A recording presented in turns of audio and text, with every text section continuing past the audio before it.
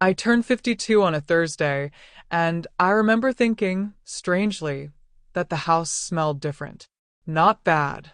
Not even unfamiliar. Just staged. Like a hotel room that tries too hard to feel like home. I noticed it the second I pushed the front door open. There were candles burning, vanilla my favorite, but too many of them. The scent hung thick in the air, almost suffocating. My heels clicked against the floor I had chosen myself 23 years ago, yet even that sound felt foreign, like I didn't belong in the echo it created. Then I saw the decorations. Soft gold ribbons draped across the staircase. White balloons floating near the ceiling. The dining table, my table, set perfectly, down to the folded napkins shaped like lilies. I didn't ask for any of this. I didn't even like parties. And that's when the silence hit me. The moment I stepped inside, voices stopped. Every single one. Emma. Her voice cut through the stillness like a blade wrapped in silk. Lena. My daughter-in-law. She stood near the dining table, smiling too brightly, arms spread as if she were unveiling something grand. Her dress was pale blue, expensive, tailored perfectly to her body. Her hair fell in soft waves that looked effortless, because they weren't. Nothing about Lena was effortless. Surprise, she added, tilting her head just slightly. I forced a smile. Oh, you didn't have to do this. I wanted to, she replied smoothly, already walking toward me. It's not every day you turn 52. She kissed my cheek. Her perfume clung to me immediately, sweet, heavy, almost intoxicating. I resisted the urge to step back. Something in my chest tightened. Not fear. Not yet. Just awareness. I glanced around the room. My sister, Claire, sat stiffly on the couch, her hands clasped together like she was holding something fragile. She didn't meet my eyes. Not even for a second. Two neighbors stood near the kitchen, whispering. Strangers, mostly. People I hadn't invited. And then, Daniel, my husband. 23 years of marriage, and I had never seen him look like that. He stood near the window, hands in his pockets, staring at the floor like it had personally betrayed him. He didn't come to me. He didn't smile. He didn't say happy birthday. That's when I knew. Something was wrong. Where's Ethan? I asked. My son never missed my birthday. Not once. Not in 25 years. Lena answered before Daniel could. Work trip, she said lightly. He sends his love. Work trip. I almost laughed. Ethan once drove 6 hours through a snowstorm just to bring me flowers. But now, suddenly, he couldn't make it? No. That wasn't right. Come sit, Daniel said finally, his voice quiet, strained. I moved toward the armchair in the living room, my chair, but Lena stepped in front of me. Actually, she said gently, placing her hand on my arm, let's sit at the table. Her grip tightened slightly. Not enough to be obvious. Enough to guide me. Control me. I let her. For now. The chair at the head of the table was pulled out for me. The special seat. The one reserved for celebrations. In front of it sat a cake. Chocolate. Perfectly frosted. Too perfect. I used to bake every birthday cake in this house. This one wasn't mine. Daniel stepped behind Lena, placing his hands on her shoulders. The gesture was small, subtle, intimate. Too intimate. My stomach dropped. Emma, he began, then stopped. I watched his throat move as he swallowed. There's no easy way to say this. Lena reached into her bag. Slowly, deliberately. She pulled out a large envelope and placed it in front of me. Carefully. Like it mattered. Like this moment mattered. We thought it would be better to do this with witnesses, she said. Witnesses. My fingers trembled as I picked it up. I didn't open it right away. I already knew, but I opened it anyway. Because part of me, some small, desperate part, needed to be wrong. I wasn't. Divorce. The word didn't even feel real at first. It sat there on the page like something meant for someone else. Legal terms blurred together: assets, separation, dissolution. 23 years reduced to paperwork. I looked up. Daniel wouldn't meet my eyes. Lena squeezed his shoulders slightly, possessively. "We're getting married," she said. Just like that. Bright. Calm. Almost cheerful. As soon as everything is finalized, silence filled the room again. Heavy. Waiting. Everyone was watching me, waiting for the reaction, the breakdown, the screaming, the begging. Claire was already crying. Someone shifted uncomfortably. A glass clinked somewhere. But I didn't move. I didn't cry. Instead, I closed the folder, placed it neatly back on the table. Then I looked at Lena. Really looked at her. At her perfect posture. Her carefully controlled expression. The flicker of anticipation in her eyes. She wanted a show. I wasn't going to give her one. "Well," I said calmly, "I hope you'll be very happy together." Her smile faltered. Just for a second. That was enough. "That's it?" she asked. "That's all you have to say?" I stood slowly, smoothing my dress. "What else would you like me to say, dear?" Her jaw tightened. There it was. The crack. "I thought you might want to discuss details," she continued. "The house. Your things." "I'm sure Daniel has handled everything," I replied, glancing at him briefly. He looked away. Of course he did. I picked up my purse. "Thank you for the party," I added. "And congratulations." I turned toward the door. "Emma, wait." Claire stood up. "Let her go," Lena said sharply. I paused with my hand on the doorknob, looked back one last time. My house, my table, my life. None of it felt like mine anymore. It felt like a set, and I had just been written out of the script. "Enjoy the cake," I said softly. Then I walked out. The air outside was cold, sharp, real. I stood on the porch for a moment, letting it hit my skin. Inside, I could hear muffled voices. Urgent. Tense. Someone crying. Not me. Not yet. I found my keys, unlocked my car, sat inside, and that's when it hit me. Not sadness. Not anger. Something else. Something unexpected. Relief. Because in that moment, I realized something terrifying and freeing. I had nothing left to lose. I spent the night in a roadside motel 15 minutes away.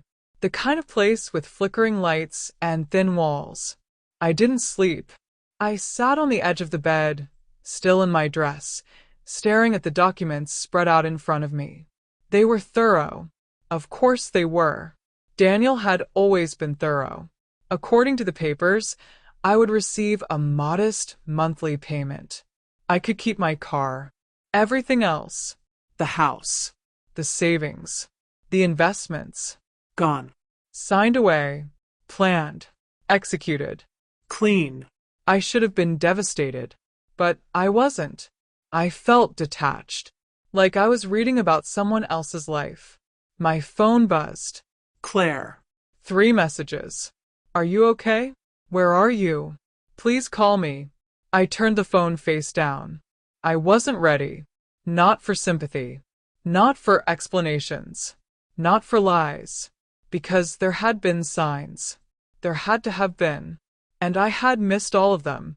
The next morning I went back. Not to stay. Just to collect a few things. Daniel's car was gone. But Lena's was in the driveway. Of course it was. I walked inside using my key. "Hello." I called out. "I'm just grabbing some things." She appeared at the top of the stairs, wearing my robe. My silk robe. She smiled. "Oh, Emma. I didn't expect you so early. I won't be long." I moved toward the bedroom. She stepped in front of me. "Actually," she said, voice still soft, "Daniel thought it would be better if you made a list." A list of my own belongings. We'll send everything to you. Isso certo é. For a long second, then smiled. Of course, I said, and turned away. But instead of leaving, I went upstairs, to the guest room, because something in me had shifted. Something quiet, something sharp. I wasn't done. Not yet. As I opened the closet and reached for an old storage box, I felt it. That same feeling from the night before. That something wasn't just wrong. It was planned. And if it was planned, then someone had made a mistake. And I was going to find it. I didn't believe in instincts before that morning. I believed in logic, in routine, in trust built over years of quiet consistency. Instincts were for impulsive people, emotional people, the kind who made scenes at birthday parties or cried in front of strangers. I had never been that woman, but as I stood in the guest room, holding that old storage box in my hands, something inside me shifted. It wasn't loud. It wasn't dramatic. It was quiet and precise, like a lock clicking open. Something had been hidden from me, and not by accident. The closet smelled faintly of cedar and dust. I pulled the box down slowly, placing it on the bed. Papers, folders, old insurance documents, everything exactly where I had left it months ago. I had always been the one organizing these things. Daniel never cared for details. He trusted me to handle everything behind the scenes. Funny how that worked out.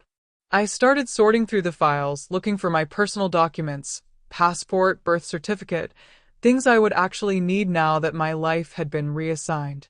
That's when my fingers brushed against something different. A folder that didn't belong. It was tucked behind the others, slightly bent at the corner like it had been shoved there quickly. Manila, unmarked, heavier than it should have been. I froze. Then I pulled it out. For a moment, I just stared at it. Then I opened it. Photographs. Dozens of them. All of Lena, but not the Lena I knew. Her hair was darker in some, shorter in others. Different clothes, different posture, different expressions. In one photo, she was laughing with a man outside a restaurant. In another, she was getting into a car with someone much older. In a third, my stomach tightened.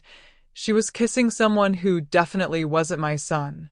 The timestamps hit me next. Recent. Not years ago. Months. Weeks.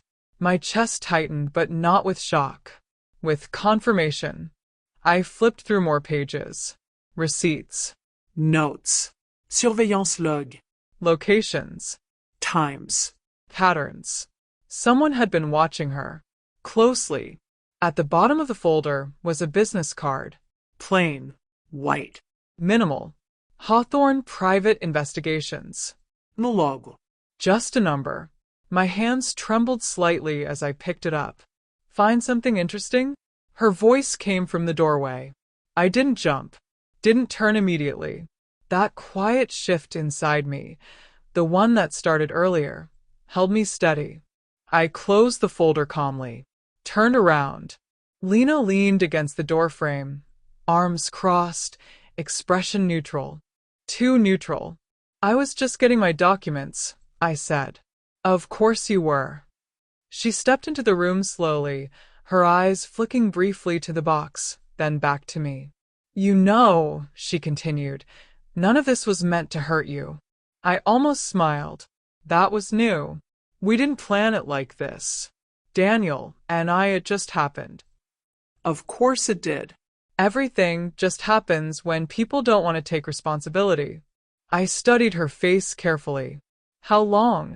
I asked. She tilted her head. I'm not sure that matters. It does to me. A pause. Then, 2 years. The words landed without impact, because I had already known. Not the number, but the truth behind it. Before Ethan? I asked. Her lips curved slightly. Yes. There it was. Not just betrayal. Strategy. Emma, she said, her tone shifting slightly. You're focusing on the wrong thing. What's done is done. I slipped the folder under my arm along with my documents.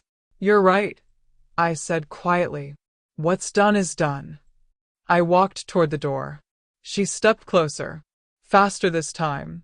Her hand caught my arm. Firm. Too firm. That folder, she said softly, her voice losing its softness completely, doesn't mean what you think it means. I looked down at her fingers digging into my skin, then back at her face. And for the first time, I saw it. Not confidence. Not control. Fear. Small. Quick. But real. I'm not thinking anything, I replied calmly, gently removing her hand. I'm just collecting my things. She didn't move. Didn't speak. But her eyes followed me all the way out. I didn't open the folder again until I was in my car. Parked 2 streets away. Engine off. Silence pressing in. I laid everything out across the passenger seat. The photos. The notes. The card. And then I started seeing the pattern. Not random. Never random. Every movement had purpose. Every meeting aligned with something. Certain dates circled. Certain names repeated. This wasn't just an affair. It wasn't even just manipulation. This was a system. A method. And someone had known. The question was, who? I picked up the card again. Hawthorne Private Investigations. I stared at the number for a long moment. Then dialed. It rang twice. A man answered. Hawthorne. His voice was steady, direct. Mr. Hawthorne, I said, keeping my tone even. My name is Emma. I believe you may have worked for my husband. Silence. Then, I was wondering when you'd call. My grip tightened on the phone. So, you know who I am? I know enough. Then you know why I'm calling. A pause. Yes. I exhaled slowly. Can we meet? Another pause. Longer this time. Then, there are things you need to understand before you decide what to do next. I'm listening. Not over the phone. I glanced at the folder again. At Lena's face staring back at me from a dozen different lives. Where? I asked. His office was exactly what I expected. Forgettable. Hidden in plain sight. A narrow building between a laundromat and a closed cafe. The kind of place people passed every day without ever noticing. Inside smelled like coffee and paper. He looked like someone who had seen too much and stopped reacting to most of it years ago. Late 40s, maybe. Wrinkled shirt. Sharp eyes. He gestured for me to sit. I didn't waste time. You were hired by my husband. Yes. When? About 8 months ago. That made my stomach tighten. 8 months. So he knew. He suspected. Suspected what? That something about her didn't add up. I leaned forward slightly. And he slid a thick file across the desk. Open it. I did. The first page hit me immediately. Not Lena. A different name. Elena Vos. I looked up. That's her real name, he said. I felt something cold settle in my chest. Not Lena? No. I flipped through more documents. Background checks. Addresses. Aliases. Different states. Different identities. Age? I asked. 34. She told us she was 29.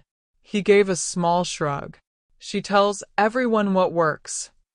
I turned another page. Arrests. Charges. Dismissed. Patterns. Always patterns. What kind of person is she? I asked quietly. His expression didn't change. The kind who builds entire lives out of lies. I swallowed. How many? 3 confirmed marriages. Possibly more. My hands tightened around the edge of the file. And my son. He paused. Your son wasn't the target. That stopped me. What? She needed access. Stability. Credibility. Marriage gave her that. And Daniel? That, he said slowly, was opportunity. The room felt smaller. Tighter. Does my husband know all of this? I gave him everything 6 months ago. 6 months. And he did nothing? He said he needed time. I let out a quiet breath. Time. To do what? Choose? Hide it? Or Join her? There's more, Hawthorne added, pulling another set of papers. 3 months ago, she started meeting with a high-end attorney. My eyes narrowed. What kind of attorney? divorce. Everything clicked.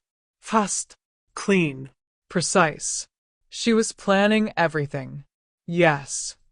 Even before the party. Yes. I leaned back slowly. So, the humiliation, the witnesses, that was intentional. Very. My pulse slowed. Not faster. Slower. Calmer. Because now, I understood. She needed me to look unstable, I said. He nodded. So, anything I said later wouldn't be believed. Yes. I closed the file. Carefully. So, what do I do? He studied me for a moment, longer than before, then asked, Why did you really come here? I didn't answer immediately, because the truth had changed. Yesterday, I would have said, to understand. But now. Now I knew. I want to make sure she doesn't win, I said. A small smile appeared on his face. Then you're going to have to stop thinking like a victim. I met his gaze. I already have. When I walked out of that office, something inside me had fully settled. No confusión. No hesitación. Just clarity. Lena, Elena, whatever her name was, had made one mistake. She thought I was still the same woman who walked into that party. She thought I would react. Break. Disappear. She was wrong. Very wrong. By the time I reached the first bank on the list Hawthorne gave me, I wasn't shaking anymore. I walked inside. Calm. Focused. I'd like to make a withdrawal, I said. The teller smiled politely. Of course. How much? I held her gaze. All of it. By the end of the day, everything had changed. Accounts emptied. Funds moved. Control restored. For the first time in years, I wasn't reacting. I was acting. That night, my phone rang. Daniel. I let it go to voicemail, then listened. Emma, what are you doing? The bank called. This is insane. We need to talk. I deleted it, without hesitation. Let him wonder. Let her panic. Because now, the game had started. And this time, I wasn't the one being played. The third day was when she came to me, not the other way around. That detail mattered more than anything else, because it meant one thing: she was no longer fully in control. I was halfway through breakfast at a quiet cafe when I felt it. That same subtle shift in the air I had noticed the night of my birthday. Conversations continued around me. Cups clinked softly against saucers. Someone laughed near the window. But underneath it all, something tightened. I didn't look up immediately. I didn't need to. Emma. Her voice was smooth, controlled, but thinner than before. I took another bite of my toast, chewed slowly, then reached for my coffee before finally raising my eyes.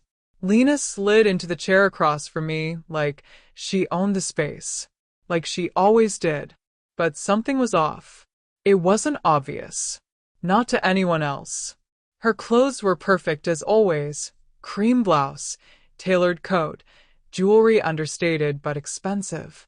Her makeup flawless. But her eyes were sharp, alert, watching everything. Hard to reach you, she said, signaling the waitress, without even looking. I didn't notice, I replied calmly. She smiled. Too quickly. We need to talk. About what? The waitress came.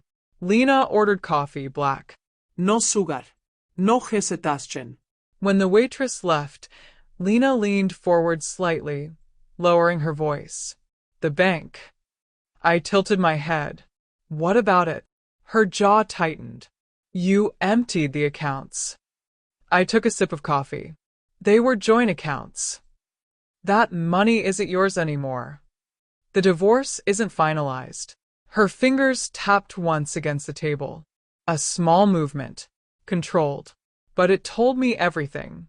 She was irritated. Not angry yet. But close. Emma, she said, softening her tone again.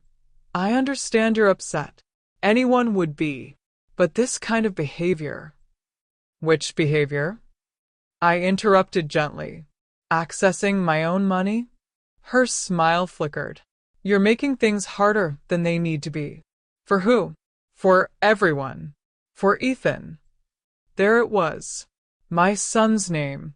Used like leverage. I leaned back slightly, studying her. Are you worried about Ethan? I asked quietly. Or about something else? Her eyes narrowed just a fraction. I'm worried about stability. No, I said softly.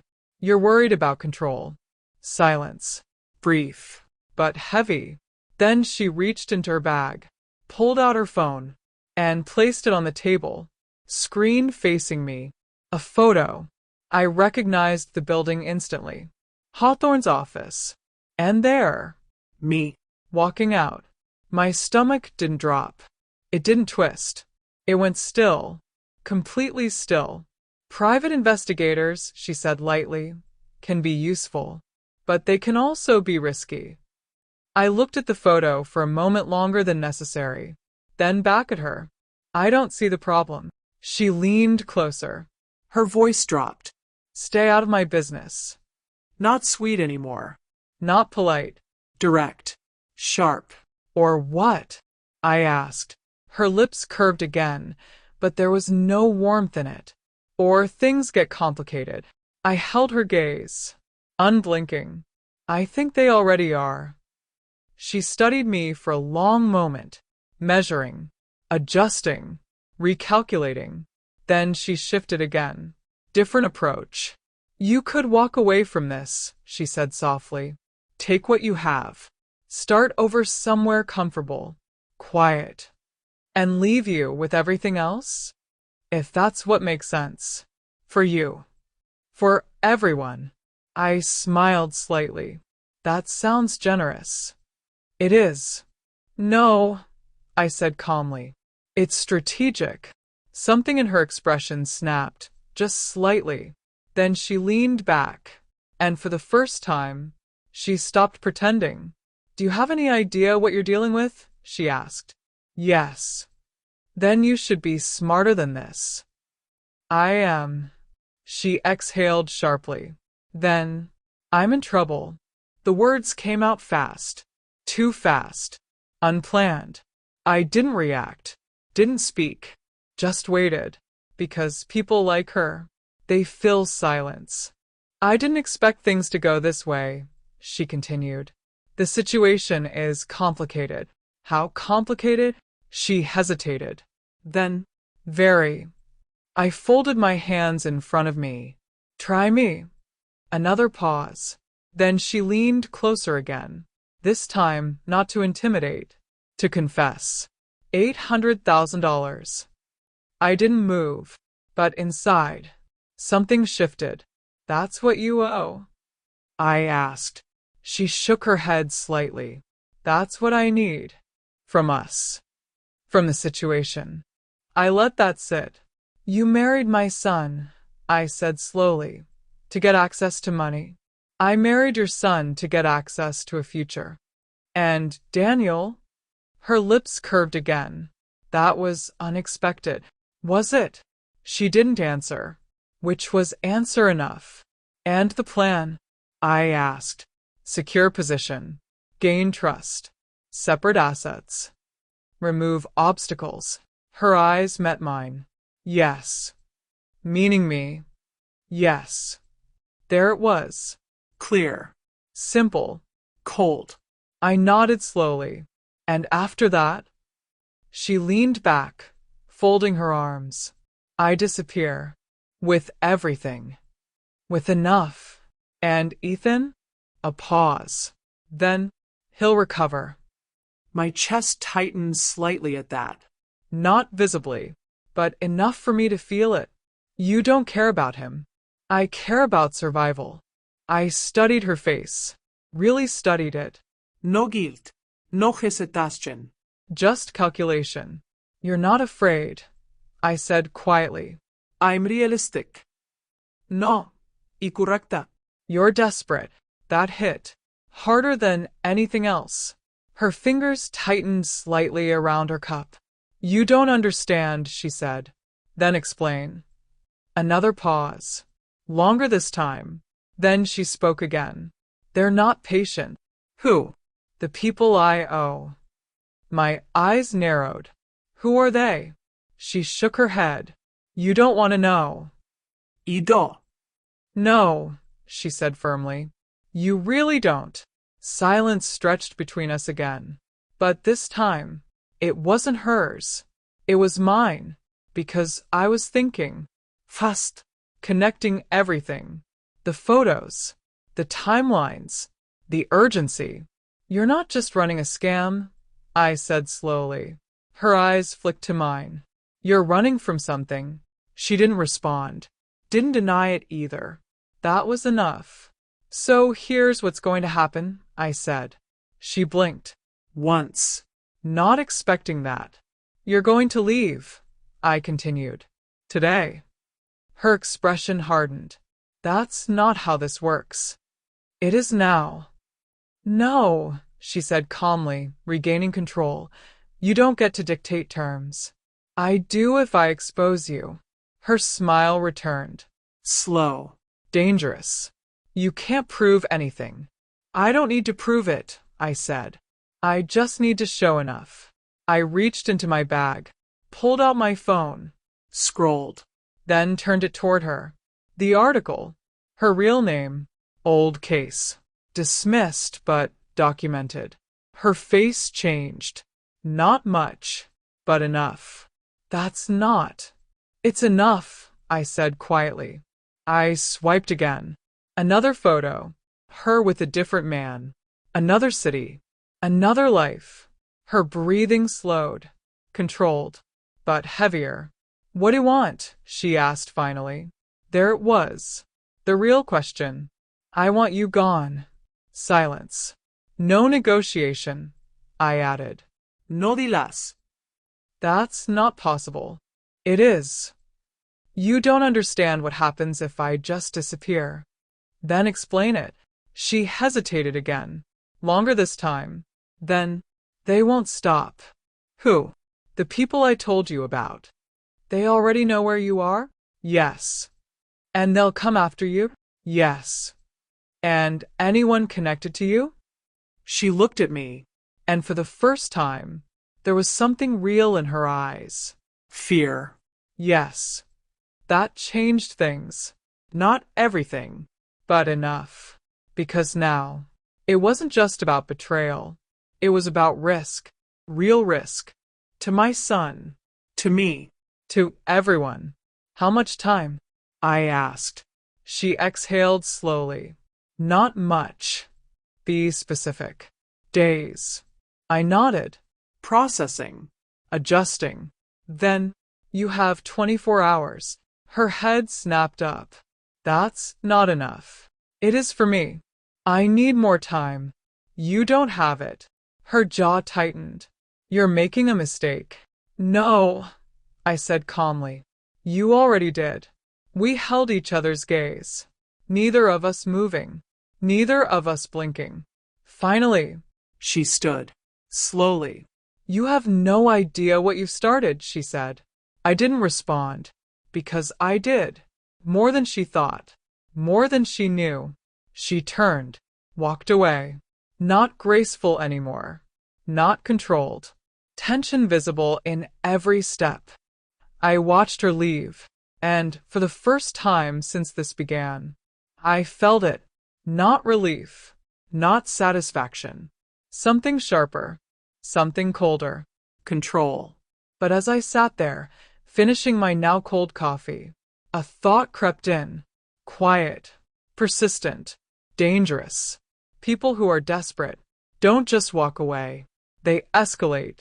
And something told me this wasn't over. Not even close. I pulled out my phone, dialed Hawthorne. He answered immediately. Yes. It's Emma, I said. A pause. Then, what happened? She came to me. Another pause. Longer. And she's desperate. His voice shifted. How desperate? Enough to admit everything. Silence. Then, that's not good. I figured. You need to be careful. I am. No, he said firmly. You need to be more than careful. I stared out the window, at the street, at people walking past like nothing had changed. What does that mean? I asked quietly. It means, he said, you're no longer dealing with just her. And for the first time since I left the house, I felt it. Not fear, but something close. Because whatever game I thought I was playing had just gotten bigger. She didn't wait 24 hours. Of course she didn't. People like Lena, Elena, whatever names she was using now, they didn't follow deadlines. They bent them, broke them, rewrote them if they had to. I knew that the moment I walked back into the motel room that afternoon and felt the silence again. Not the calm kind, not the empty kind, the wrong kind. The phone rang at 2:17 a.m. Not my cell, the room phone. No one calls a motel room phone at that hour unless something is very wrong. I sat up instantly, my body already tense before my mind caught up. The ringing didn't stop. It was sharp, insistent, cutting through the quiet like a warning. I picked it up. Hello. Mom. Ethan. His voice was strained, tight. Like something was pulling it apart from the inside. I stood up immediately. What happened? She's in the hospital. Everything in me went still. Who? Lena, he said, breath uneven. Someone attacked her. For a moment, I didn't speak, because something didn't fit. Not yet. What do you mean attacked? I asked carefully. She called me, he continued quickly. She was crying. Said someone followed her in the parking lot. She's at St. Andrews. They think it's a concussion.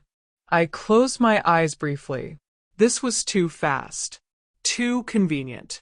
Too precise. Mom, he said again, softer now, almost pleading, she's asking for you. That made my eyes open. Slowly. For me? Yes. Of course she was. Every instinct I had told me this wasn't real. That this was another move. Another layer. Another manipulation. But Ethan sounded terrified. And no matter what Lena was, he was still my son.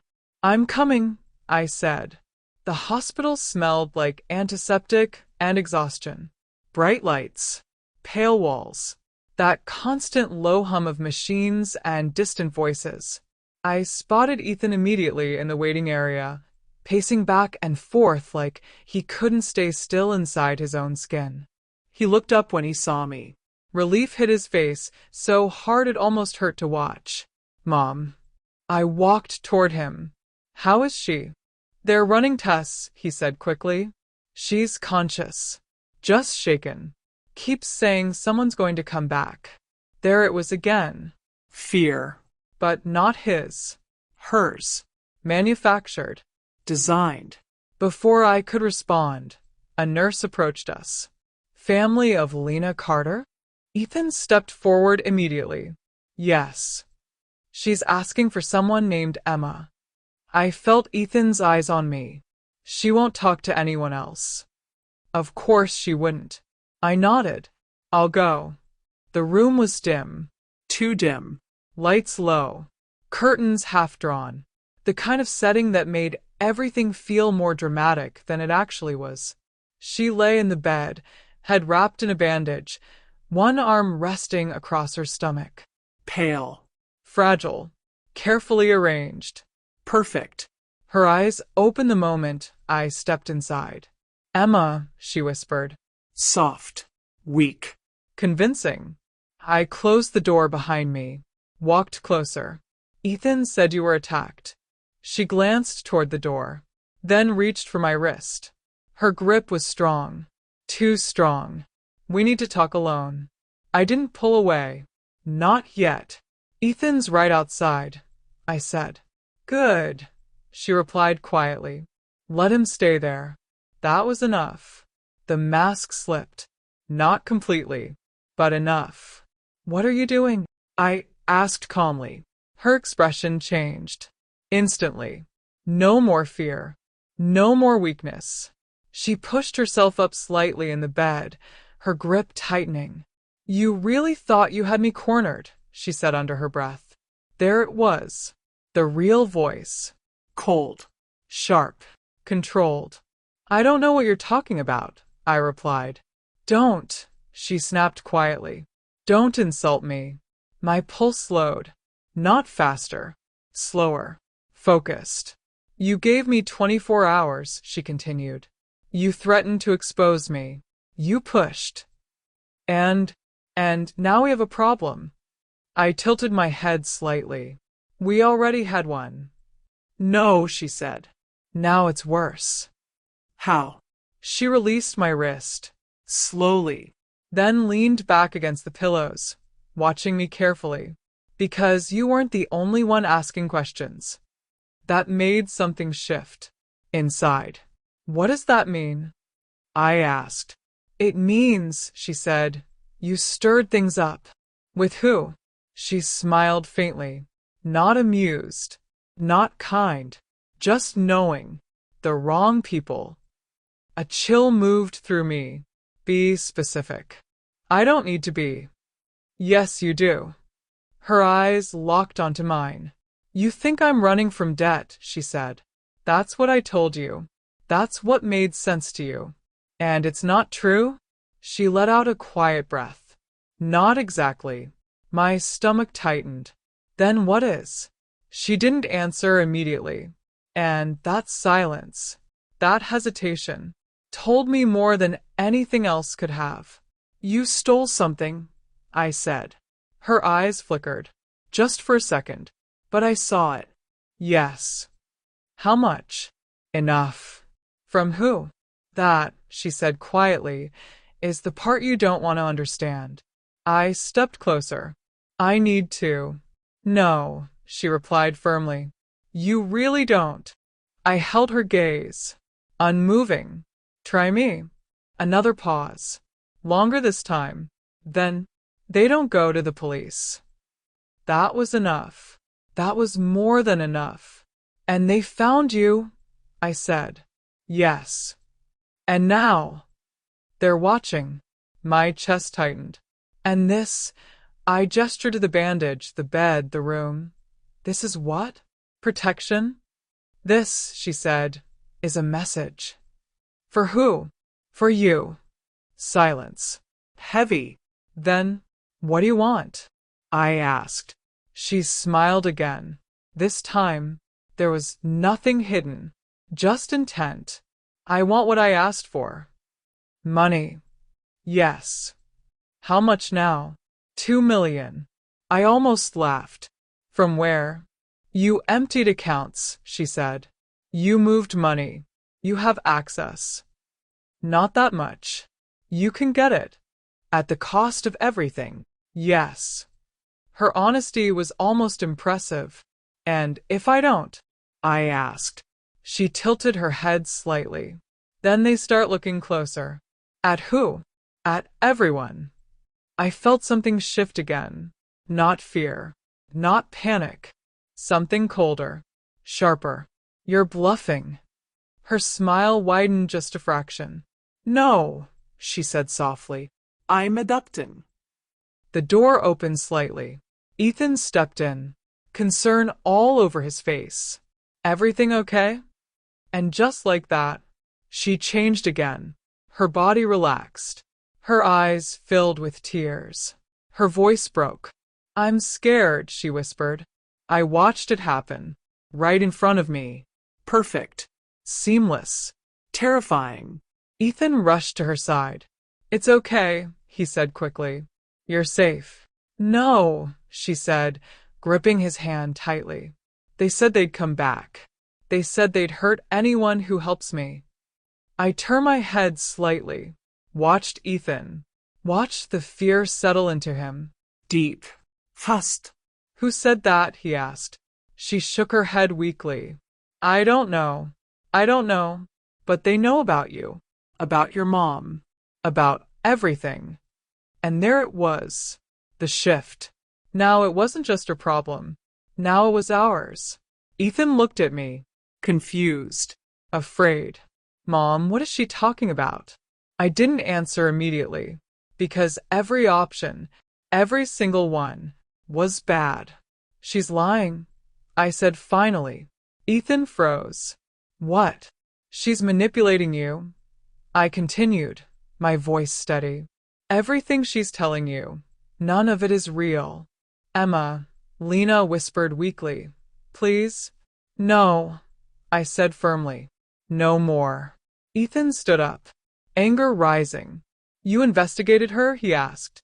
I was trying to protect you. From what? He snapped. From my wife? She's not who you think she is. Stop, he said sharply. I stepped closer. She has another identity, a history. I have proof. I don't want to hear it. You need to. No, he said, shaking his head. You've done enough. The words hit harder than I expected. You've always had a problem with her, he continued. You never accepted us. And now this obsession, this paranoia. This isn't paranoia. It looks like it, he said coldly. Lena squeezed his hand weakly. Don't fight, she whispered. Please. He looked back at me. Something in his expression changed. Distance. Maybe you need help, he said quietly. I felt it then. That crack. Not in me. Between us. You don't believe me, I said. I believe what I see. And what you see is exactly what she wants. He shook his head. I'm taking her somewhere safe, he said. And I don't want you involved. Ethan. I mean it, he added. Silence filled the room again. But this time, it wasn't heavy. It was final. I looked at him, really looked at him, and realized I had already lost him, at least for now. I love you, I said quietly. He didn't answer, just turned back to her. That was enough. I turned, walked to the door, opened it, and left. The hallway felt colder than before, brighter, sharper, like everything had shifted just slightly out of place. As I walked toward the exit, I realized something. This wasn't just a game anymore. It wasn't just manipulation or control or strategy. It was escalation. And Lena, she wasn't just reacting. She was pulling everything down with her. I stepped outside. Cold air hit my face. Real again. Grounding. But this time, it didn't bring relief. Because now, the stakes were higher. And the lines blurred. I pulled out my phone, dialed Hawthorne. He answered immediately. Tell me, he said. She's escalating, I replied. A pause. Then, I was afraid of that. She's not just running a con. I continued. There's something bigger. I know. I froze. What? I didn't want to tell you yet, he said. But it's time. My grip tightened on the phone. Tell me what? Silence. Then, she's not the only one being watched. And for the first time, I felt it. Not fear. Not exactly. But something close enough to matter. Because whatever this was, it was no longer contained. Not to her. Not to me. Not to anyone. I didn't go back to the motel that night. The idea of sitting alone in that small, stale room while everything around me spiraled out of control felt wrong. Not unsafe, just wrong. Like staying still would somehow make everything worse. Instead, I drove. No destination. No plan. Just movement. The city at night had always calmed me before. The rhythm of headlights, the quiet hum of traffic, the way everything looked softer in the dark. But now, Even that felt different. Sharper. Like I was seeing things I hadn't noticed before. Patterns. Gaps. Silences. Hawthorne's words echoed in my head. She's not the only one being watched. I gripped the steering wheel tighter. That sentence had weight. Too much weight. I turned the car without thinking and found myself back near his office. The strip of dim storefronts looked almost abandoned at this hour, except for one light still glowing behind his door. Of course he was still there. I parked and walked straight in without knocking this time. He looked up immediately. "You didn't go home." "I don't have one right now," I replied. He studied me for a moment, then nodded slightly. Seat. I didn't start talking. A small pause. Then he leaned back in his chair, folding his hands. "I was hoping to wait another day before telling you this." "We don't have another day." "No," he agreed quietly. "We don't." He reached into a drawer and pulled out another file, thicker than the first. He didn't slide it across immediately. Instead, he held it, watching me. "As of 48 hours ago," he said, "your situation changed." How? "You moved money." I frowned. "That's legal." "Yes," he said, "but visible." That made my chest tighten slightly. "Explain." "When you emptied those accounts, you triggered alerts." "For who?" "For anyone already paying attention." Silence. Then, "And someone was?" "Yes." "Who?" He hesitated, then finally placed the file in front of me. "Open it." I did. The first page wasn't about Lena. It was about me.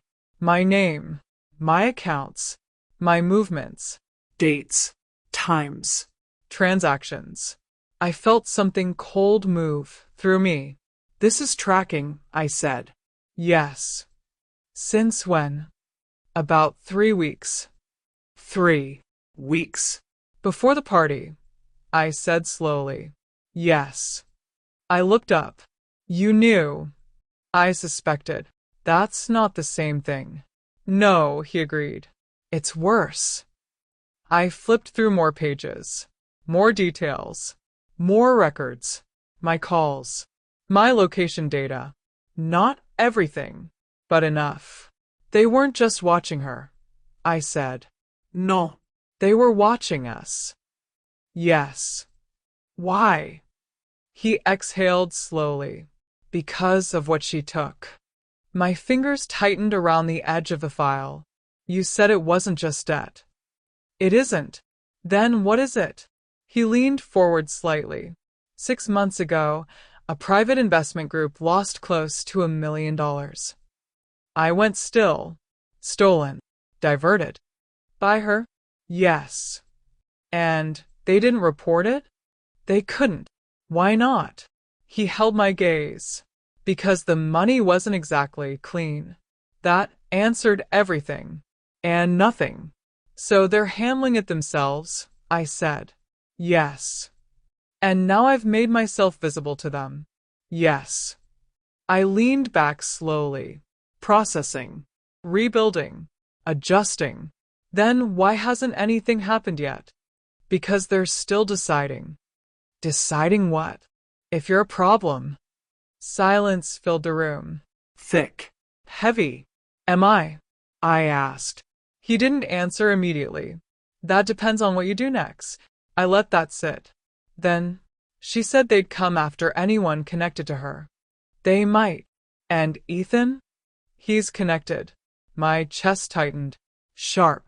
Immediate. "And Daniel?" "Yes." "And me?" He didn't need to answer that. I already knew. I stood up slowly, walked to the window, looked out at the empty street. Everything felt too quiet. "What are my options?" I asked. "Short version," he said. "Yes." "You walk away." I almost smiled. "That's not an option." I didn't say it was a good one. "What's the other?" "You take control." I turned back to him. How? "You stop reacting to her." I already did. "No," he said firmly. You reacted the moment you moved the money. That hit, because he was right. I needed leverage. You created exposure. Silence. Then, so what now? He stood up, walked over to a board on the wall. Pinned photos. Notes. Connections. Lena at the center. But now, There were more lines. More names. You're not dealing with just her anymore, he said. You're dealing with the people behind her mistake. And you think I can control that? I think you can redirect it. how? He turned to face me, by giving them what they actually want. I frowned, which is her. The word hung in the air, cold, final. You're saying I hand her over? I'm saying you stop protecting her. I'm not protecting her. You are if you keep playing her game. That made me pause, because again, he was right. She wants money, he continued, because she thinks that solves her problem. It doesn't. No, he said. It makes it worse. So what solves it? Removing her from the equation. I cross my arms. And how exactly do I do that? He watched me carefully. You already started. How? You made her desperate. I didn't respond. Because I knew. She came to you, he added. She's losing control. Yes. And desperate people make mistakes. I nodded slowly. They expose themselves. Yes. And when they do, he said, you step back. Not in. Exactly. Silence stretched between us again. But this time, it wasn't confusion. It was strategy. My phone rang. Both of us looked at it. Unknown number. I answered. Emma. Ethan. His voice was different. Not panicked. Not angry. Something else. Where are you? He asked. That depends. I replied carefully. I need to see you. A pause. Why? Silence. Then, she's gone. Everything in me stilled. What do you mean gone? She left, he said. From the hospital. No discharge. No paperwork. Just gone. I closed my eyes briefly. Of course she did. When? I asked. An hour ago. And you didn't stop her? I didn't know, he snapped. I went to get coffee, and when I came back, she was gone. I glanced at Hawthorne.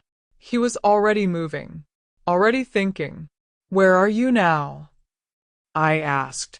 My place. I'll come. The drive felt shorter than it should have.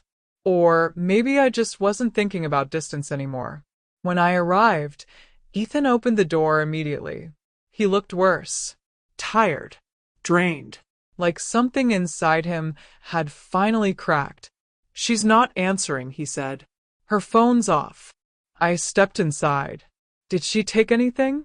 I don't know. Think. He ran a hand through his hair. Her bag is gone. Some clothes. That's it. Anything else? He hesitated. Then, my laptop. That made me stop. Why your laptop? I don't know. But I did. Because she needed access, I said quietly. To what? To everything. He stared at me. What does that mean? I didn't answer immediately. Because this was the moment. The turning point. Where truth mattered more than protection. It means, I said slowly, you never knew who she really was. He didn't interrupt this time. Didn't argue. Just listened. So I told him. Not everything, but enough. The other name, the history, the pattern, the money. And when I finished, he didn't speak for a long time. Then, I chose her over you, he said quietly. I didn't respond, because this wasn't about me anymore. I thought you were the problem, he added. I know. Silence again. Then, what happens now, he asked. I looked at him, really looked at him, and realized this wasn't about fixing the past. It was about surviving what came next. Now, I said, we stopped chasing her. He frowned. What?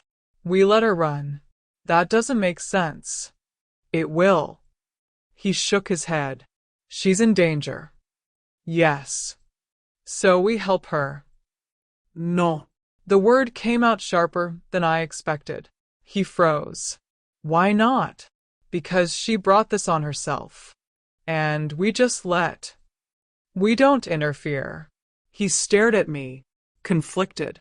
Struggling. Mom, she's not the victim here, I said quietly. And neither are we. That was the truth. Hard.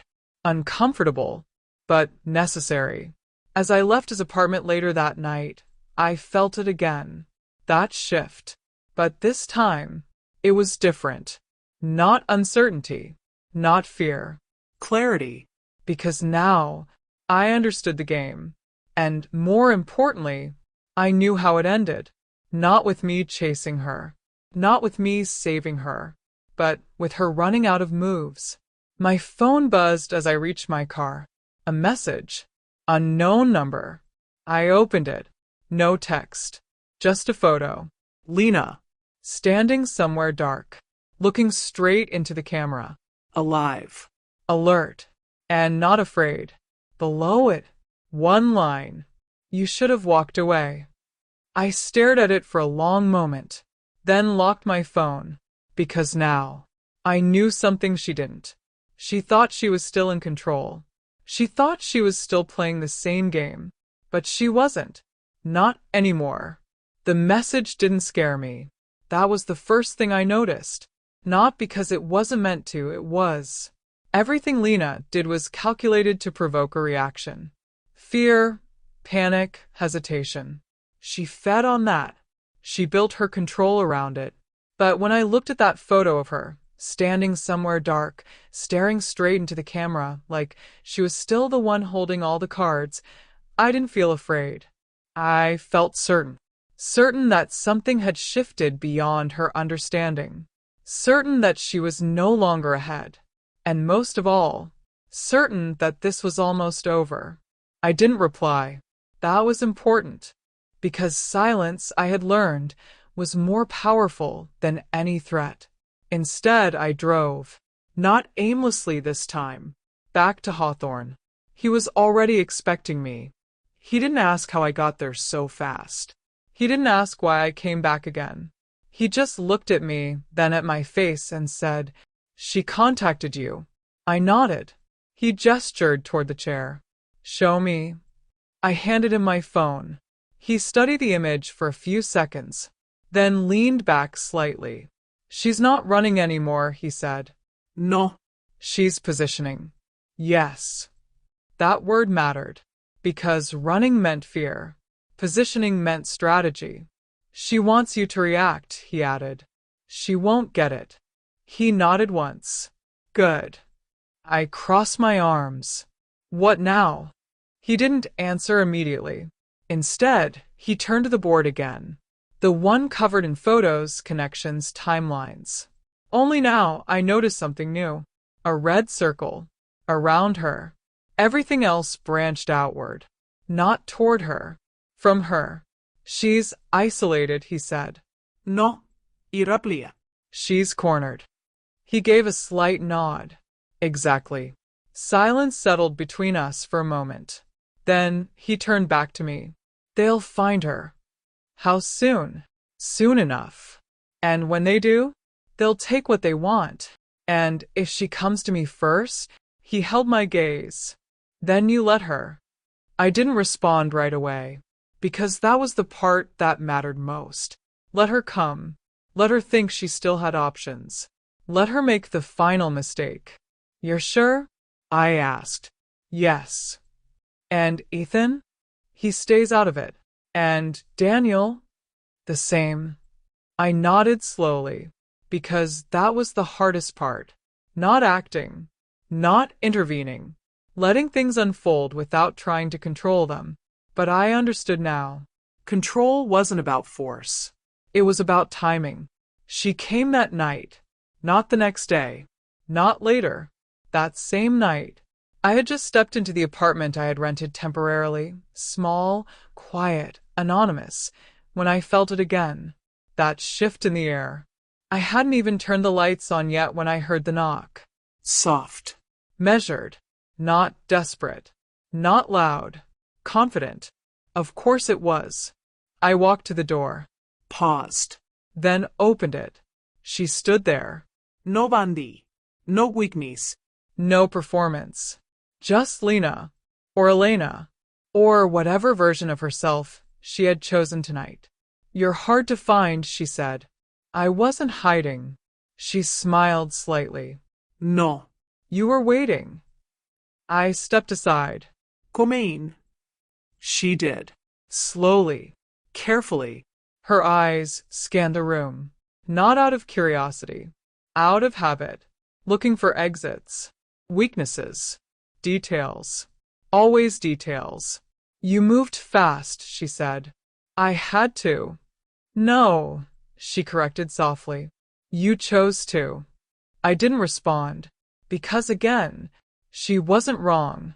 She turned to face me. You made things complicated. You made them dangerous. Her smile faded slightly. Same thing. No, I said. Not even close. Silence. Then, we don't have much time, she said. There's always time. Not anymore. I watched her closely, and for the first time since this started, she wasn't in control of the conversation. What do you want? I asked. You know what I want. Say it. Her jaw tightened slightly. Money. How much? You know how much. Say it. A pause. Then, 2 million. I nodded slowly. And in return? I disappear. You already tried that. This time it works. No, I said calmly. This time it ends. Her eyes sharpened. You think you understand what's happening? Ido. No, she said. You understand part of it. Then explain the rest. She hesitated. And that was everything. You can't, I said quietly. I don't need to. You do if you expect me to help you. Her expression shifted. Not much, but enough. You don't have a choice, she said. I always have a choice. Not this time. I took a step closer. Then why are you here? Silence. Long. Heavy. Then, because you're the only one who still can. There it was. The truth. Not clean. Not complete. But real. You've run out of options, I said. No, she replied quickly. I'm narrowing them. That's the same thing. Her eyes flashed. Don't simplify this. Then don't complicate it. We stood there, facing each other. No masks left. No illusions. Just two people who finally saw the game for what it was. You think they'll let you go? I said. They will if I pay them. No, I said quietly. They won't. That hit. Harder than anything else. Because she knew it was true. You don't understand. Ido interrupted. You're not solving a problem. You're delaying an outcome. Her breathing shifted. Just slightly. You think you're safe? She asked. No. Then why are you so calm? Because that was the question. The real one. And for the first time, I answered it honestly. Because this isn't about survival anymore, I said. It's about consequences. Silence. She stared at me, trying to read me, trying to find something she could use. There was nothing left to use. They're already coming, I added. Her face went still. Not shocked. Not surprised. Just still. How long? She asked. Soon. She looked away for the first time. Just for a second. But it was enough. Because that was the moment she realized. This wasn't her game anymore. You told them, she said. No, irraplia. You did. Another silence. Then, a small laugh. Not amused. Not bitter. Just tired. I almost made it, she said. No, incorrecta. You almost convinced yourself you did. She shook her head slightly. You don't know what it's like. You're right, I said. I don't. And you never will. I hope not. She looked at me again. Long. Careful. Then, what happens now? She asked. I didn't answer immediately, because now, it wasn't my decision. Not really. They take you, I said finally. And you? I walk away. Her lips curved faintly. You always do. No, I said. This is the first time. That landed, because she understood. More than anyone else. The sound came a few minutes later. Not loud, not dramatic, just inevitable. A knock, different from hers. Firm, final. She didn't move, didn't run, didn't fight. She just stood there, looking at me. You could have helped me, she said. I did, I replied. She frowned slightly. How? I didn't stop you. A pause. Then, another small laugh. You're colder than I thought. No, I said quietly. I'm just done. The knock came again. This time, louder. She turned toward the door. Took one step. Then stopped. And looked back at me. Take care of Ethan, she said. That surprised me. Not the words. The sincerity. Then, she opened the door. I didn't watch what happened next. I didn't need to. The voices. The movement. The shift in energy. It was enough. I stood there. Alone. In the quiet. And for the first time since that night, that birthday, that moment everything broke. I felt it. Not relief. Not victory. Something deeper. Something steadier. Freedom. 6 months later, I sat on the balcony of my new apartment. Coffee in hand. City below. Different life. En tiro la mine. Ethan called sometimes. Not every day. But enough. Slowly rebuilding something real. Daniel was no longer part of that story. And Lena was exactly where her choices had led her. Not because of me, but because of herself.